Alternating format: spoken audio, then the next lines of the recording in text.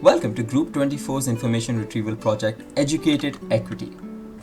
Our team consisted of Hyungjin, who worked on the indexing, querying, visualization and backend, myself Rohan, who worked on querying, visualization, labeling and presentation, Kaikyat, who did the search engine front end, visualization and labeling, Marvin, who did the innovation and classification for training and UI, Dongwoo, who did crawling classification, which involved labeling training and the web UI, as well as Sean, who did the indexing innovation and labeling.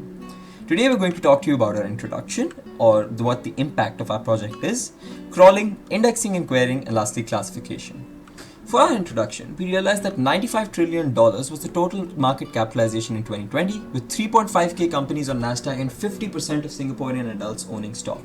What people really need is a way for them to be able to find out which companies they need to hedge their bets on. And for that, we're able to provide them a search engine where they can look at the updated news articles and figure out whether sentiments about each company are positive, negative, or neutral.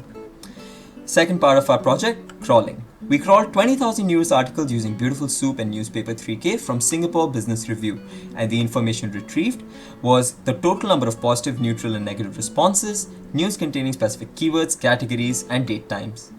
This was the summary of the total number of words and unique words for our 20,000 records. For the indexing and querying, we used Apache Solr to index the crawl tweets, JSON result, which was returned via HTTP GET, and web interface involving Vue.js and Quasar to display the interface that displayed the query result. This is what our Solr query looks like. And this was the home page of our front-end UI. The speed of querying for different queries is shown right here. And for our innovation, we used bar charts, pie charts for all the different categories, as well as word clouds to look at words that surround the different queries. We used different APIs on endpoints for our backend. For our search engine website, you can search for a term and get all the news articles related to that particular term. You can sort these by relevancy or by date time and navigate using scrolling instead of pagination. We also implemented things such as spell check correction and enhanced search and multi-faceted search. You can also visualize these results in a good manner and see the different forms of bar charts, pie charts, as well as word clouds that form, giving you multitude of information regarding what this particular organization is talking about. The last bit of our project was classification. For classification, we used named entity recognition, where we tagged our data into organization, percentage, and money.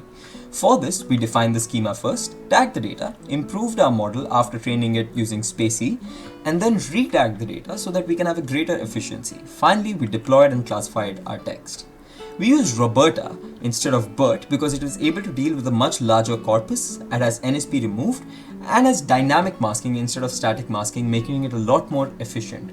For our pre-processing, we lowercased all the text and removed any links, Unicode characters and unnecessary new lines and tabs. Overall, we had an accuracy of 76% on Roberta with 169 sentences taking only 24.6 seconds.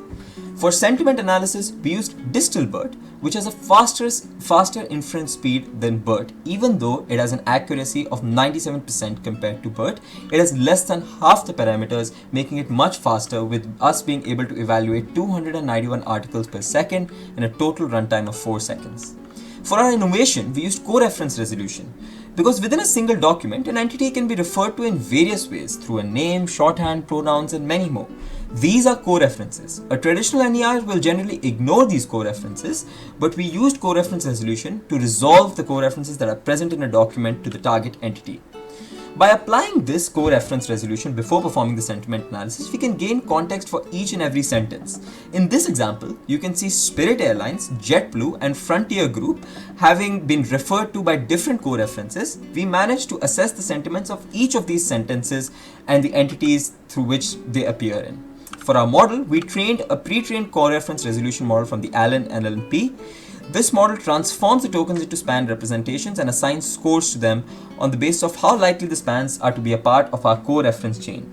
With the lower scores, the spans are filtered out. In the end, we were able to get an F score of 71.11% with a test data of 734 sentences.